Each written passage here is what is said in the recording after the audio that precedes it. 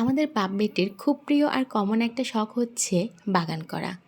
তবে আব্বুর শখ সবজি বা ফল বাগান করা আর আমার শখ হচ্ছে ফুল বাগান করা। আসসালামু আলাইকুম এভরিওয়ান, কেমন আছেন সবাই?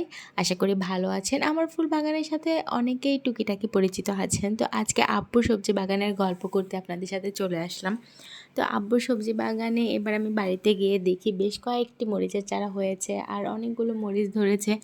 দেখেই তো আমার মরিচ তুলতে ইচ্ছা করলো, আর যেমন ইচ্ছা তেমনই নেমে পড়া মরিচ তুলতে। এই যে আমি কিন্তু কয়েকটা করে অনেকগুলো মরিচ অলরেডি তুলে ফেলেছি। তো আব্বুর এই সবজি বাগানের টুকিটাকি মরিচের চারা, তারপরে লেবুর চারা, আর শীতকালে মাঝে মাঝে আব্বু শীতকালীন সবজিও এটা সেটা লাগায়। আসলে আব্বু সবজি বাগান করতে অনেক পছন্দ করে, বা এরকম নিজে হাতে কিছু বুনে সেটা খাওয়ার আসলে স্বাদটাই অন্যরকম, যেটা আব্বু খুব বেশি পছন্দ করে।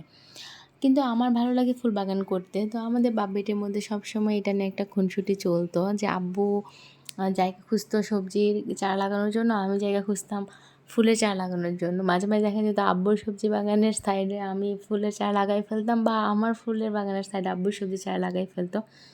এভাবে আমাদের বাপ বেটির খুনসুটি চলতোই সবসময়। এখন এই জিনিসগুলো খুব মিস করি। আমার ফুল বাগানটা ওভাবেই পড়ে থাকে, আব্বু আর আমার ছোটো বোন দেখাশোনা করে, মাঝে মাঝে পানি দেয় করে, কিন্তু গাছগুলো আমাকে ছাড়া বেশ মরেন। আমি খুব মিস করি আমার বাগানটাকে। যাই হোক, আব্বুর সবজি বাগান থেকে আমি মরিচ ছিঁড়েই চলেছি। মানে আমার মনে হচ্ছিল যে আমি সবগুলো মরিচ তুলি। যাই হোক, সবগুলো মরিচ আর কি পরিপক্ক হয়নি। আমি দেখে দেখে বড় সাইজের কিছু মরিচ তুলছিলাম, যদিও আমি পরিপক্ক বা অপরিপক্ক কিছুই বুঝতে পারছি না। যেটাই ভালো লাগছে, ফ্রেশ লাগছে, সেটাই আমি তুলে ফেলছিলাম। আব্বুর 2-3টা মাত্র মরিচের চারা, কিন্তু প্রত্যেকটাই এতগুলো করে মরিচ এসেছে যে 2-3টা চারাতেই মনে হচ্ছে যে 1/2 কেজির উপরে বা প্রায় 1 কেজির মতো মরিচ হয়ে যাবে। যাই হোক, মরিচ তোলা শেষ করে আমি আব্বুর লেবু গাছটা দিয়ে গেলাম। একটা মাত্র লেবু গাছ, কিন্তু পুরো গাছটা জুড়েই অনেকগুলো ছোট বড় লেবু ঝুলে আছে। তো আমি দেখে দেখে কয়েকটা বড় সাইজের লেবু তুললাম। আসলে দেখেন, বাড়ির আঙিনায়, বারান্দায় অথবা ছাদে এরকম টুকিটাকি কিছু সবজি বা ফলের চারা রোপণ করলে কিন্তু খুব সহজেই আমরা আমাদের পরিবারের চাহিদা যেমন মেটাতে পারি, তেমন ফ্রেশ এই খাবারগুলোর স্বাদ নিতে পারি। এখন আসলে বাজার থেকে কিনে খাওয়া সবজি, ফল যেটাই বলেন, কোনোটাই কিন্তু ফরমালিন মুক্ত নয়।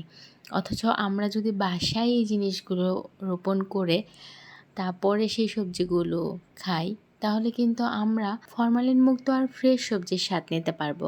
তাছাড়াও কিন্তু গাছ রোপণ করলে বা বাগান করলে আমাদের মন ভালো থাকে।